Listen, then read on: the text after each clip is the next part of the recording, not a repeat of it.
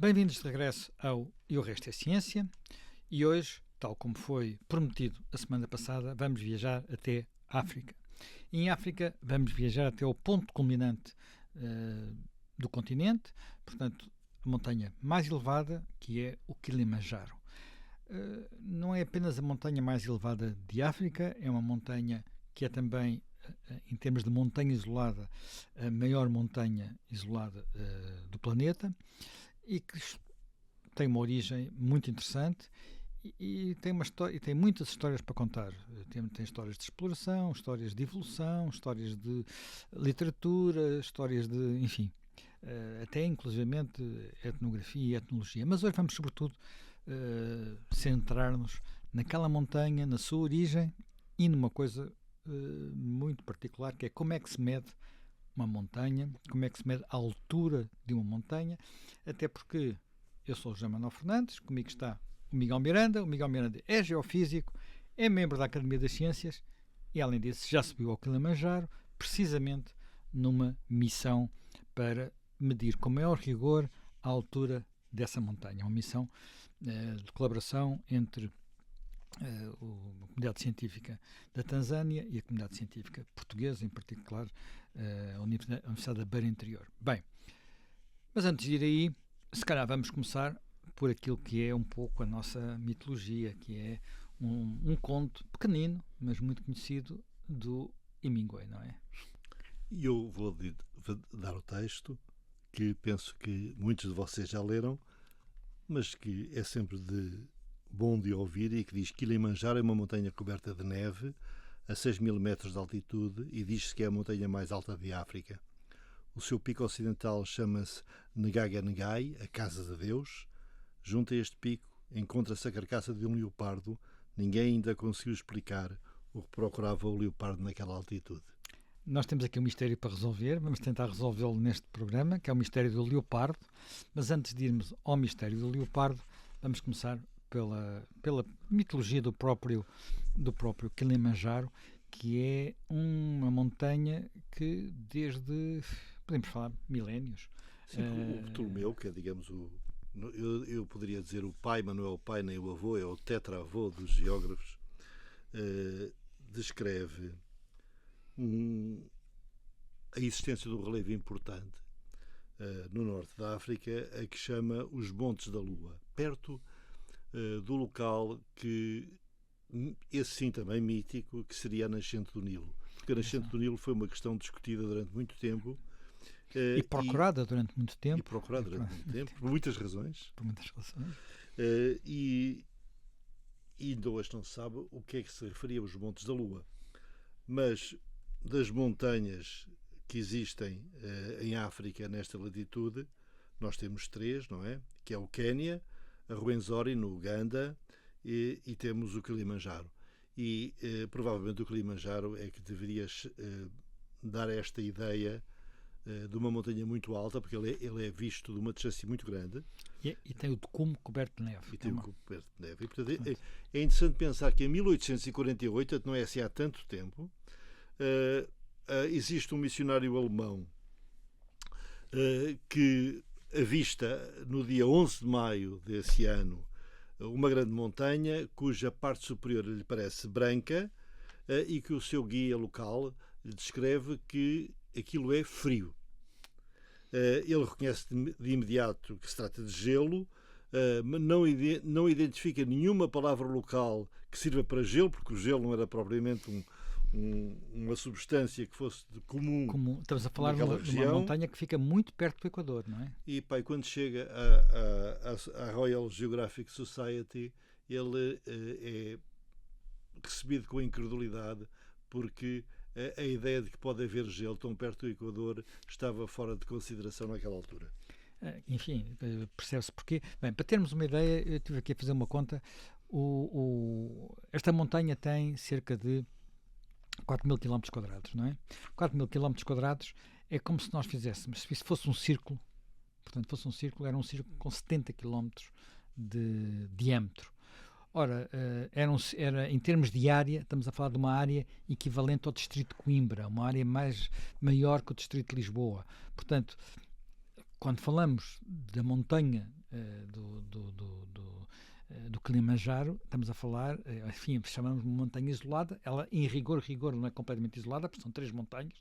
3 picos. 3 picos, mas o pico principal é de facto... Ou seja, aquilo é um grande cone vulcânico, que quando se chega a Moshi, que é a povoação mais perto, para onde se consegue viajar quando se quer subir o Kilimanjaro, de repente, da savana, ergue-se um cone cujo impacto eu diria que só é comparável e mesmo assim não é bem igual ao Fuji. Eu estava a lembrar-me disso. Mas o Fuji é mais certinho, não é? Mas também tem um grande impacto visual no Japão. Tem. E existem 3 picos, não é? Existe Shira, que é o mais antigo, Mawenzi e Kibo é o mais recente, e é em Kibo que se situa um pico ainda mais alto, um piquinho, como se diria nos Açores, o Uru, que significa em Swahili liberdade. E portanto nós estamos na terra do Rei Leão, em que as pessoas ainda sabem o que quer dizer Hakuna Matata. O quê? Repete lá.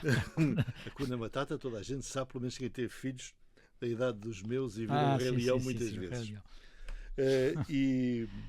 E porquê é que aparece esta grande montanha do ponto de vista geológico? Portanto, há cerca de duas dezenas de milhões de anos, 20 a 25 milhões de anos, a África começou a dividir-se ao meio.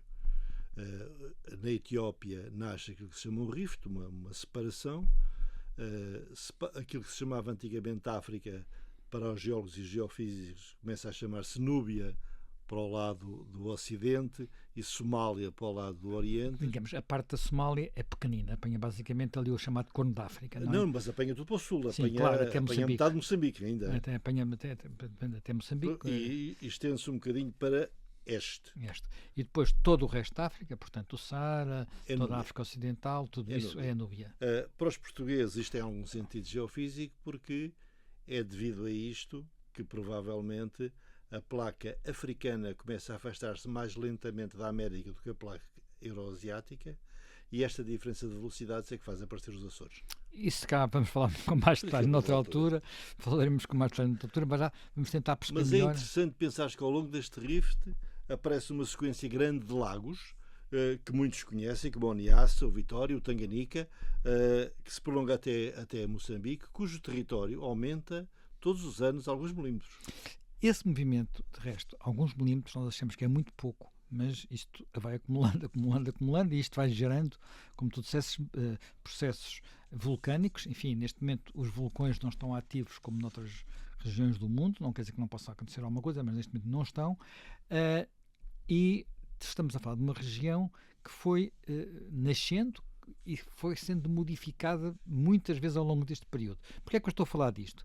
Porque nós, se temos aqui uma montanha da Lua, ou como quiser chamar, com esta dimensão, um pouco para norte, portanto, numa altura em que ainda não existia o Kilimanjaro é mais recente, portanto, há 3,2 milhões de anos, no extremo norte deste rift, enfim, ainda nascente, apareceu aquilo que nós consideramos o nosso mais antigo antepassado, ou melhor, antepassada, porque há uma senhora, a Lucy, que é o fóssil digamos, hominídeo mais antigo, e uma das possíveis, quer dizer, enfim, hipóteses, estamos a falar de algo que não está de forma nenhuma comprovado, uma das hipóteses para a evolução dos hominídeos, designadamente para nós sermos bípedes, isto é, andarmos de pé, é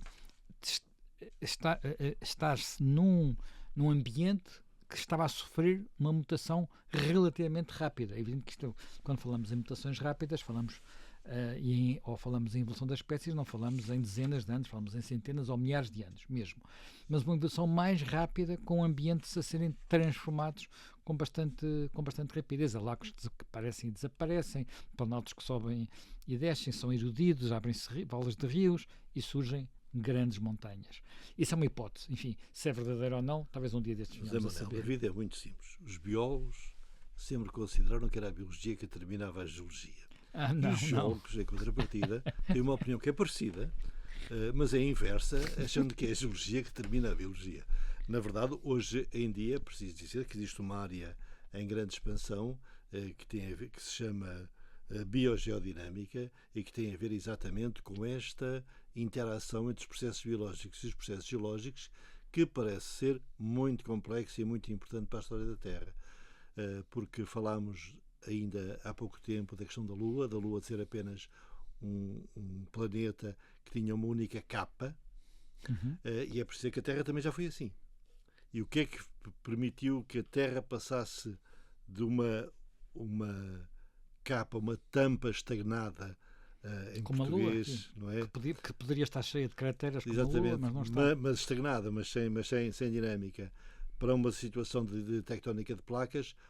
Há o papel da água, seguramente, e há o papel da vida. E ambos são discutidos muito fortemente, porque, como é evidente, hoje em dia estamos no tempo em que estamos a pensar como é que saímos da Terra, porque, como sabe, já praticamente temos cabo deste planeta e estamos a precisar de uma nova casa. Sim, vamos precisar bastante disso, apesar de termos, enfim, a nossa atmosfera não era assim originalmente, a vida também contribuiu para ela. Daí a tal dinâmica Claro. a tal geodinâmica, como tu disseste. Bem, de geobiodinâmica. Bem, mas voltando ao nosso Kilimanjaro, tu estavas a falar que ele nasceu do Rift, ele fica numa zona que é, portanto, estamos a falar em termos físicos, ligeiramente, portanto, ele fica ainda na Tanzânia, mas já perto do Quénia, e a Etiópia fica mais para norte, não é? E este processo, do ponto de vista da história geológica e vulcanológica, está muito estudado. Não é hoje nenhum motivo de polémica, mas há uma coisa que é motivo de polémica, que é a altura do Kilimanjaro. Mas antes de irmos à altura do Kilimanjaro, tem que se perceber, quando se chega ao aeroporto, se pode comprar as várias t-shirts que indicam que o Kilimanjaro tem uma altura, que eu não me quero enganar, 5.895 metros. E, portanto, o objetivo da missão que foi organizada pelo Rui Fernandes, da UBI, aliás, com financiamento público, um bocadinho de financiamento público da FCT e um bocadinho de financiamento privado do Licor Beirão. Que foi transportado até ao ponto mais alto, até ao topo da África. E esta missão tinha por objetivo exatamente de calcular a altura da montanha. Mas houve uma outra missão, que também pela mesma equipa, que teve a ver com calcular exatamente as novas marcas geodésicas de Moçambique, porque isto é o mesmo processo geofísico. Nós temos o rift a abrir, e ele tem um efeito a norte que teve a ver inicialmente com a formação destas grandes montanhas. Ele cria uma enorme trincheira que atravessa todo o continente até praticamente Moçambique, mas isso significa que as coordenadas que foram atribuídas no princípio do século XX pelos geodesistas portugueses, na altura só havia portugueses, não é? Hoje em dia já não são válidas e, portanto, com os colegas de Moçambique teve-se a fazer a reocupação. Quando falas, só para as pessoas terem uma ideia, se falamos de milímetros, quanto é que nesse espaço de tempo... Mas em 100 anos, 5 milímetros ainda faz um bocadinho. Faz 50 centímetros, mais ou menos. 50. E, portanto, para se corrigir todas essas medições e, de certa forma, melhorar a própria observação, foi feita a reocupação. E é preciso dizer, porque isto é experiência pessoal e, portanto, vale como uma fotografia, que muitas das marcas geodésicas de primeira importância estavam íntegras, lindas, erguendo-se do chão, com todas as condições para serem observadas, e que, portanto, significa que há coisas que se mantêm. Às vezes nós pensamos que não, mas às vezes as pessoas dão mais importância. Sim, nós deixamos muita coisa em África e algumas delas, estas estarão lá há 100 anos, não é? Outras estão lá há 500 ou 600, alguns padrões, exatamente. E tem-se mantido, alguns pontos da costa. Porque a ciência e a geografia não são assim tão influenciadas pela política como se pensa. E para todos os efeitos, são os pontos, nós sempre precisamos de pontos de referência e porque sem pontos de referência a orientação torna-se mais complicada, se não impossível. E daí a necessidade do rigor absoluto, não é? Porque estamos a falar de coisas que são, neste caso, rigor absoluto. Agora, o que é interessante quando se sobe o Kilimanjaro é ver-se que temos uma sucessão de climas totalmente diferentes uns dos outros. Eu aconselho a todos a viagem. Não a fazer com a pressa que nós fizemos, eu depois explicarei porque é que teve que ser com pressa, mas com um bocadinho mais de calma. Não é nenhum drama do ponto de vista físico. A parte final é dura, mas o piquinho dos Açores também é muito duro, porque é gravilha, e portanto a gravilha é sempre difícil de subir. Em contrapartida, a capacidade de ver desde uma paisagem que é de savana até à floresta quase tropical, até ao deserto no Planalto Superior, é uma lição de geografia. Até por enquanto, à neve e ao glaciar, não é? Ao até gelo. encontrar o glaciar, que já é muito reduzido, tem estado sempre Mas já vamos à história do glaciar um bocadinho mais daqui a bocadinho, quando voltarmos ao nosso leopardo. Antes, conta lá melhor essa tua subida. Disseste que teve que ser rápida, mas ser rápida, o que é que vocês estavam a fazer? Pois é assim, entramos no problema de como é que se mede uma montanha. Quando foi preciso fazer a observação da altura do Kilimanjaro, já tínhamos tecnologia GPS. Aliás, participou também na operação um colega da direção do Departamento Financeiro da Trimble. Aliás, grande montanhista, porque ele vive no Colorado e, portanto, para ele 5.000 metros é o que para nós saberemos amendoins. Na verdade, o GPS trouxe uma grande alteração à forma como nós trabalhamos para medir a Terra. Mas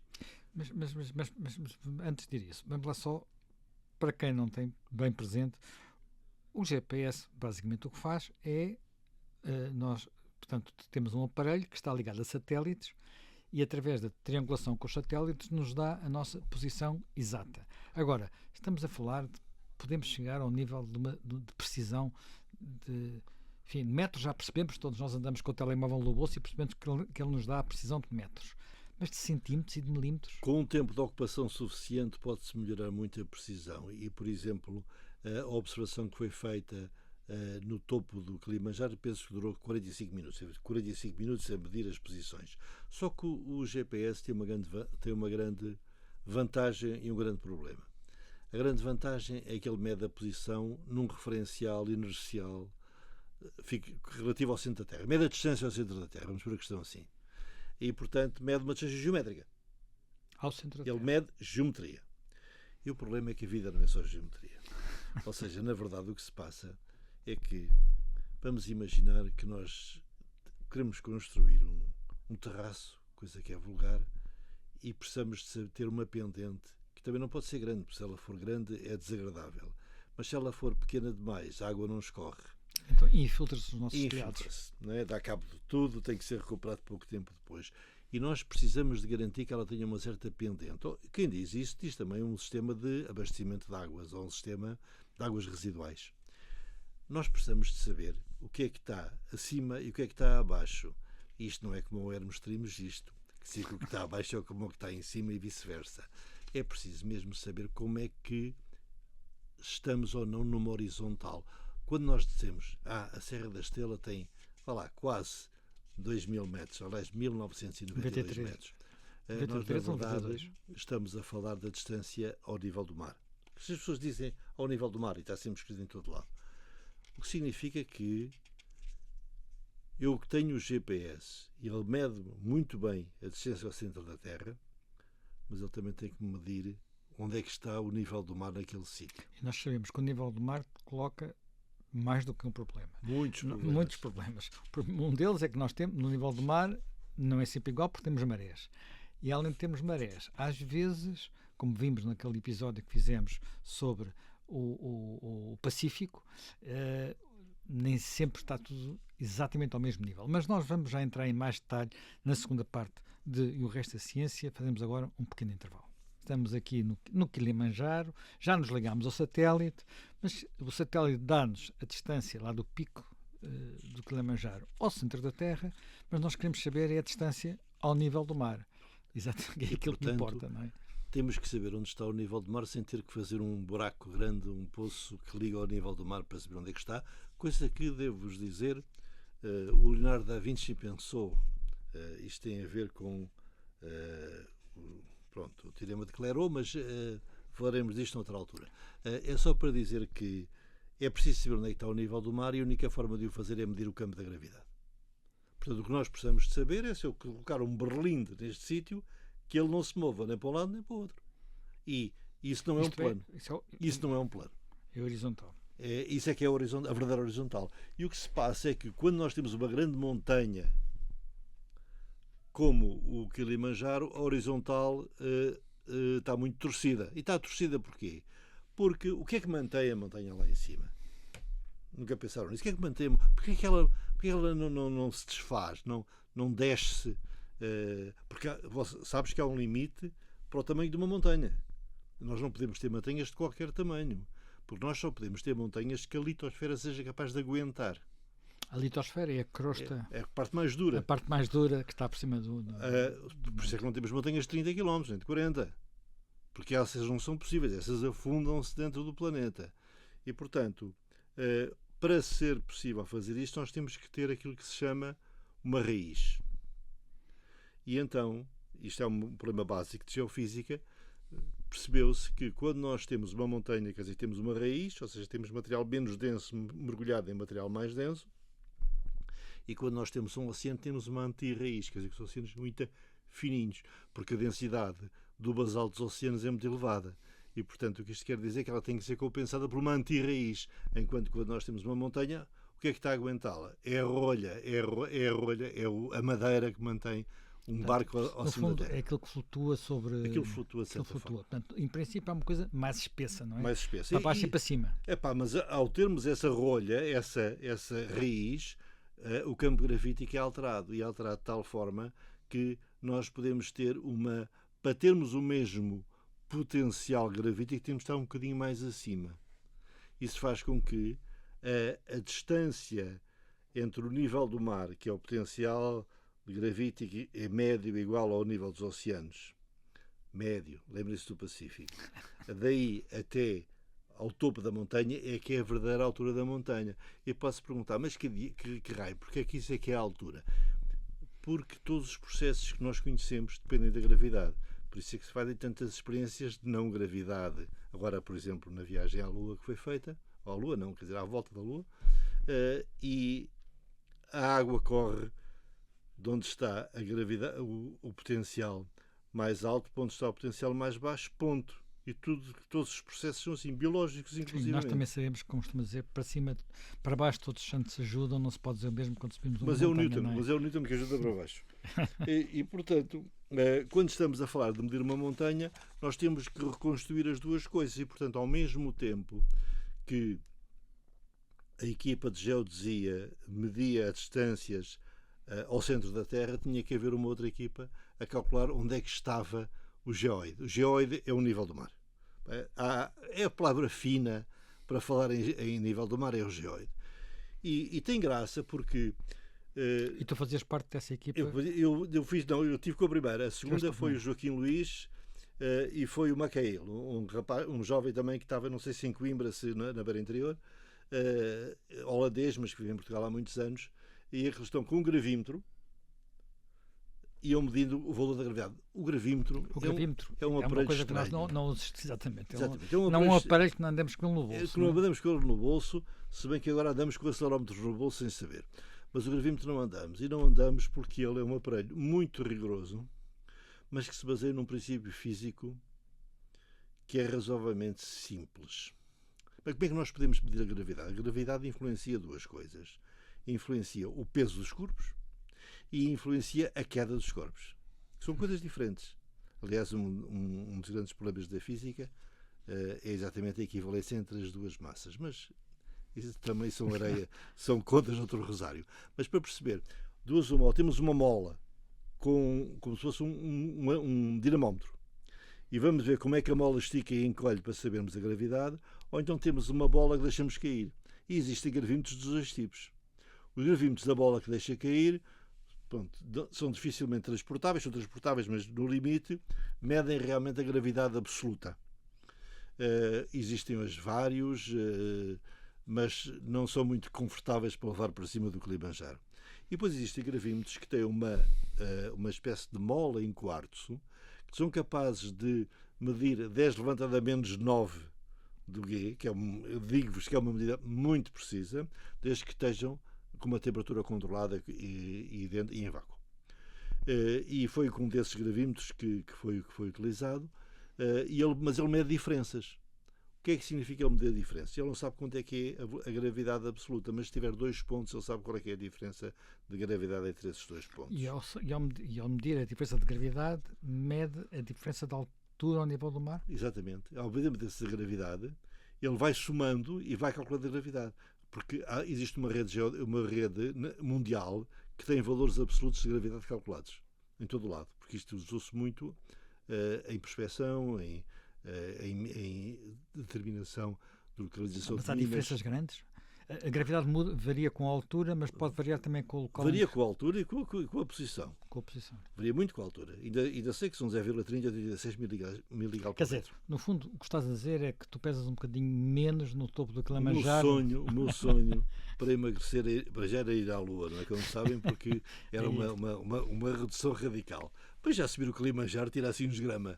E, portanto, é sempre saudável. Agora, a equipa que vai fazer medições de diferenças tem um problema, é que ela tem que voltar ao mesmo ponto com muita frequência.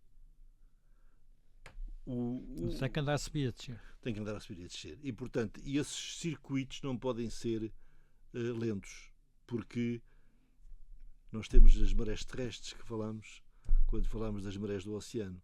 E como temos as marés terrestres, também temos a influência do Sol e da Lua e temos que compensar todas essas diferenças. Apesar de ser muito, muito rígida, a crosta é suficientemente plástica para se mexer um bocadinho. Não é? E, portanto, nós temos que compensar isso tudo. E, ao compensar isso tudo, é que se consegue saber o valor absoluto da gravidade para nós dizermos aquela que é 9,80, 65, 32, etc.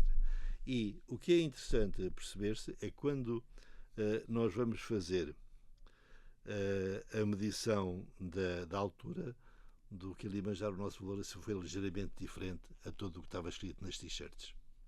Aliás, 3 metros abaixo. Portanto, temos um Kilimanjaro.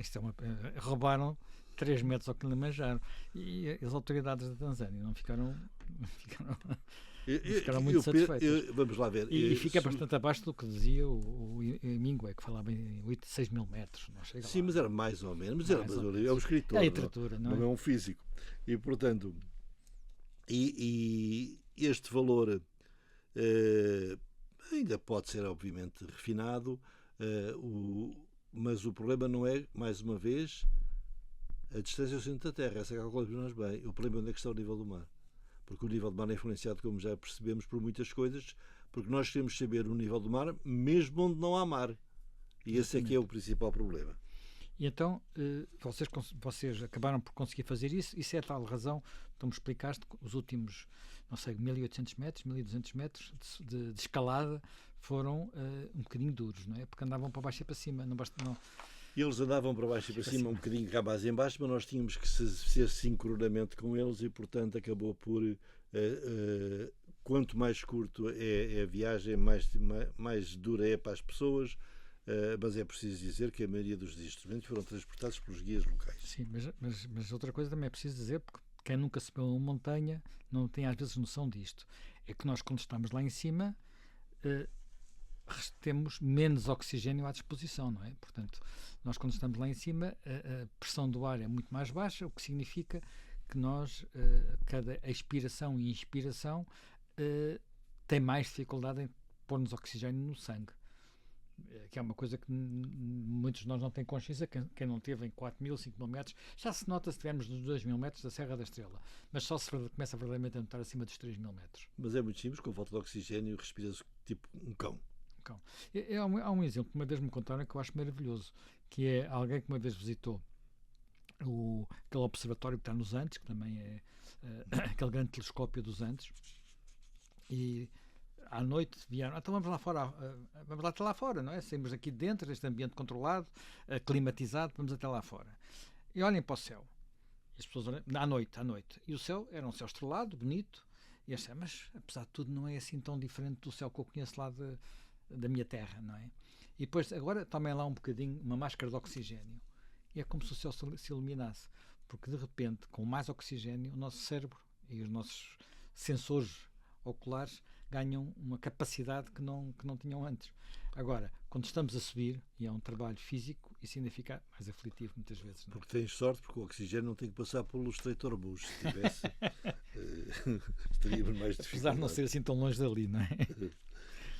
E, portanto, do ponto de vista geofísico, como é evidente, não é muito importante nós sabemos se o Kilimanjaro tem mais ou menos 1 metro. Em contrapartida, é bastante importante sabermos onde é que está o geoide. Porque existem, hoje em dia, uma grande preocupação com a água e com a água doce, e é preciso perceber-se que, na grande escala, nós se monitorizamos a água que existe no planeta, em água no chão, água subterrânea, com satélites gravimétricos. Pelo sistema que eu diria que é mais fantástico que se pode imaginar, e que é o sistema Grace, dos 2 satélites Grace, que medem essencialmente a distância entre os 2 satélites são colocados ao mesmo tempo, e que quando a gravidade é mais alta ou é mais baixa, um aproxima-se ou afastam-se, e isso mede diretamente a gravidade. Portanto, reparem bem, nós tínhamos primeiro uma medição da gravidade que era uma mola, como aprendemos na escola. A segunda temos um berlim, uma daquelas bolas de látex que atiramos ao chão, também está a medir a gravidade. E temos agora uma terceira, que é 2 satélites que são síncronos e cuja distância entre eles é também uma medida indireta da gravidade. E isso é um feito tecnológico fantástico. Desculpa, isso tem alguma relação com a medição da água à superfície? Tem, porque a variação da água à superfície, da água subterrânea é muito grande. Isso é outra ideia de dinamismo que é importante perceber-se. Quando apareceram os primeiros satélites capazes de fazer interferometria radar, que eu tentei explicar muito mal da última vez, mas que mede exatamente os movimentos do Sol, uma das coisas que pareceu logo clara é que, para além dos movimentos que tinham a ver com os escorregamentos ou com vulcões, também apareciam movimentos que tinham a ver apenas com a dinâmica da água subterrânea. Em cidades, quando a água baixa, quando a água sobe, o chão muda de sítio. Centímetros. É preciso também perceber, porque, mais uma vez, a nossa ideia da estabilidade é bastante errónea, que quando nós temos aqueles silos de cereais e eles estão cheios até cima, que o chão mexe centímetros. E, portanto, que todo este nosso sistema, que nós vemos sempre como parado e imutável, na verdade é bastante dinâmico para quem tem precisão suficiente nas observações. Bem, mas entretanto, por falar de água, nós no topo do Kilimanjaro já tivemos muito mais água, sob a forma de gelo, naturalmente, do que temos hoje. Voltamos atrás, voltamos àquilo que provocou o ceticismo da Academia das Ciências Britânica, a dizer, enfim, não senhora, não é possível ter glaciares no Equador, ou perto do Equador, mas tínhamos um glaciar, e tínhamos um glaciar que nessa altura era um glaciar com uma dimensão bastante razoável. E hoje em dia já está muito, muito reduzido, não é? Mas a redução... Mas tu ainda viste, não é? Tu não visitaste. A temperatura no topo do Uru é de, digamos, 10 graus abaixo de zero, uma coisa parecida com isso, o que significa que nós não temos água no estado líquido. Nós temos apenas água no estado sólido e água no estado gasoso. Portanto, temos aquilo que se chama sublimação. Mas então, porque é que, se a temperatura é negativa, porque é que aquilo está a perder gelo ou a perder água? Pela secura do ar. Essencialmente é um processo de longo termo, tem a ver essencialmente com a sublimação do gelo em vapor d'água. Tem muito a ver com a variação da umidade relativa na zona do Kilimanjaro. Que tem diminuído. Isso é que tem a ver com as alterações climáticas, não é? Eu não sei se terá diretamente pode ter a ver também com o funcionamento ali das regiões tropicais. A redução de 1912 e 2002, que é que está mais bem calculada, foi de cerca de 80%. Ou seja, isto é um processo de longo... Quer dizer, os glaciares estavam há 10 mil anos que estão a recuar, não é? Isto é a redução do glaciar, provavelmente histórica, e tem a ver com a sublimação do gelo. Claro que para quem vai é muito,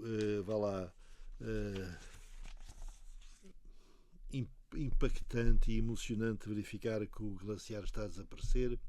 Claro que um outro fenómeno mais diretamente ligado com o aquecimento, que é o aumento da precipitação noutras alturas da subida, é sim de origem meteorológica e que tem a ver com o aquecimento, também é bastante impactante para quem visita e, portanto, a verdade é que quando se olha para a montanha com essa sensação um bocadinho de fim de época, de algo está a acabar, e vemos que ainda se mantém a frase do personagem do Hemingway, que eu também trouxe aqui, e que diz: à frente tudo o que podia ver, imensos como o mundo, grande, alto e incrivelmente branco ao sol, estava ao topo quadrado do Kilimanjaro. Isto é que está a reduzir-se de uma forma, neste momento, praticamente inexorável. Já terá só 4 km², mais ou menos. Exatamente, mas que não quer dizer que não mereça seguramente a visita. Nem que seja uma visita de despedida. De despedida do mundo que nós sabemos que está a acabar. Por causa disso, enfim, agora perguntar-se-á, mas numa altura em que havia muito mais gelo e uma placa naquela zona e um glaciar muito maior, o que faria lá? Então, o tal leopardo do início, da primeira frase, primeiro parágrafo das neves do Kilimanjaro. Ora bem, é possível ou não ter um leopardo àquela altitude? Estamos a falar em algo que fica 5.000, 5.600, 5.700 metros de altitude. Aparentemente, é uma realidade histórica. Portanto, nós temos alguns registros. Temos um registro de 1889, um alpinista chamado Hans Meyer, que ele apenas referiu ter encontrado restos de um leopardo numa zona alta entre o Kiko e o Mavenzi. Depois, bastantes anos depois, foi um pastor luterano, o Richard Roche, que descobriu, esse sim, um leopardo mumificado. Não sei se seria até algo semelhante àquele homem dos Alpes que tem sido tão estudado e que foi descoberto aqui há uns anos atrás, com precisamente um fenómeno semelhante, o recuo dos gelos. Esse sabemos, estava a 5.640 metros. Estava na borda da cratera, portanto, exatamente onde é que estava. Ele terá tê-lo-á mudado de sítio, tê-lo-á tirado de onde estava, nós temos fotografias, e terá colocado numa zona mais à vista. E depois, numa visita posterior, desapareceu. Portanto, alguém levou a múmia do leopardo. Mas nós temos apesar de tudo, foram feitas amostras. Agora a pergunta é, faz isto sentido? Os leopardos iam até ali? Habitualmente não, apesar de haver indicações que noutras altas montanhas de África os leopardos podem chegar lá acima. Porquê? Bem, porventura a perseguir um antílope ou a perseguir uma presa, o que não é impossível, porque também foram encontrados restos de antílopes naquela altitude. Agora, portanto, não é biologicamente impossível chegar lá, é difícil, pode-se lá ficar, como terá ficado esse leopardo, tanto como terá ficado o nosso homem dos Alpes. Ora, porquê? Na história de Hemingway. Tem a ver com o conto, não é? Tem a ver com a moral do conto de Hemingway. Tem a ver com a moral do conto de Hemingway, tem a ver com, por vezes, a inexistência de razões objetivas para muitas das nossas decisões. Tem a ver com isso e tem a ver com aquela ideia de que é chegar sempre mais alto, e às vezes o chegar mais alto leva-nos para além dos limites possíveis. O conto Hemingway é a história de alguém que vai morrer, não é? Eu sei. Portanto, não vamos contar o fim, não é? Mas se calhar já estamos a fazer aqui um bocadinho